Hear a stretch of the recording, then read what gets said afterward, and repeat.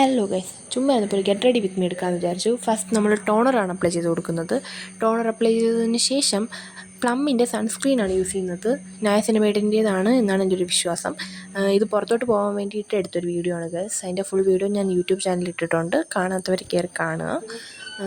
അടുത്തതായിട്ട് നമ്മൾ ലാക്മിയുടെ ഒരു ഫൗണ്ടേഷനാണ് യൂസ് ചെയ്യുന്നത്. ഞാൻ ലൈറ്റായിട്ട് ഫൗണ്ടേഷൻ യൂസ് ചെയ്യുന്നുള്ളൂ, കാര്യം ഞാൻ വലുതായിട്ട് അങ്ങനെ മേക്കപ്പ് യൂസ് ചെയ്യുന്ന ആളല്ല.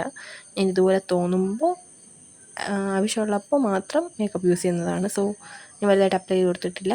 അത് കഴിഞ്ഞ് ഡാസ്ലർ ലിപ്സ്റ്റിക്കാണ് ഗൈസ് യൂസ് ചെയ്യുന്നത്.